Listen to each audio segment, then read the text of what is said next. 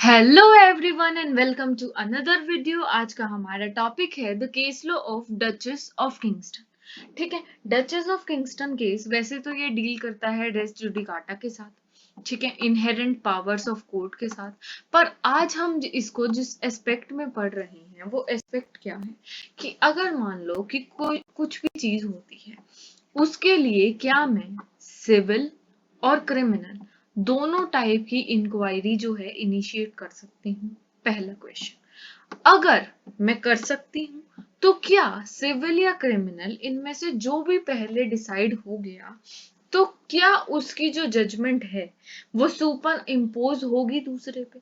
ये दो क्वेश्चंस इस केस में जो है ये दोनों इश्यूज सोल्व किए। ठीक है, इसने कहा कि सिविल और क्रिमिनल जो है हम साथ में जो है वो फाइल कर सकते हैं।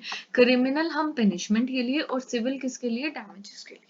ये कहता है कि पार्टीज जो है वो सेम नहीं है, क्योंकि क्रिमिनल में स्टेट वर्सेस अक्यूज्ड है क्योंकि पूरे स्टेट के खिलाफ हुई है क्रिमिनल, पर सिविल में ए वर्सेस बी है क्योंकि respondent versus plaintiff, plaintiff versus respondent में हुआ है।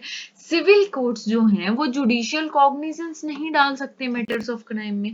वैसे ही जो ट्रीटमेंट ऑफ ऑफेंसेस वो अलग है अलग सिस्टम्स में, इसमें एक होगा इसमें एक होगा, एफआईआर होगी या जो भी चीजें होगी। तो इसीलिए अगर दो प्रोसीडिंग्स हैं चाहे वो सेम सब्जेक्ट मैटर में हो और बिटवीन सेम पार्टीज हो, ठीक है, दो प्रोसीडिंग है सेम सब्जेक्ट मैटर पे और सेम पार्टीज के बीच में, हम जजमेंट और एप्लीकेशन ऑफ वन को जो है वो अलाउ नहीं कर सकते to be superimposed on other. कि अगर कोई भी जजमेंट है या कोई भी अप्रिसिएशन ऑफ एविडेंस हुआ है एक में, तो हम अलाउ नहीं करेंगे कि उस सेम जजमेंट या अप्रिसिएशन को हम सुपर इम्पोज कर दे दूसरे पे।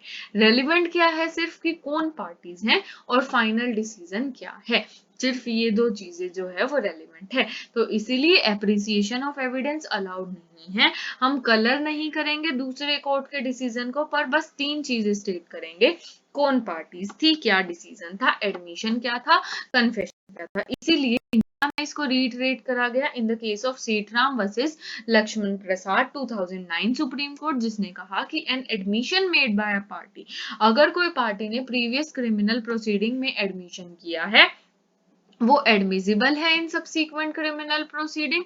ठीक है, क्यों, क्योंकि जो एडमिशन है और जो कन्फेशन है वो अलग अलग फुटिंग पे स्टैंड करते हैं रादर देन टेस्टिमनी। ठीक है, तो एविडेंस जो एप्रिसिएशन हुआ है एविडेंस का उसको हम यूज नहीं कर सकते, पर पार्टीज कौन थी, फाइनल डिसीजन क्या था, और एडमिशन और कन्फेशन को जो है वो यूज कर सकते हैं क्योंकि क्योंकि जो ये है अलग डिफरेंट फुटिंग पे जो है वो स्टैंड करते हैं। और ये थी हमारी आज की वीडियो।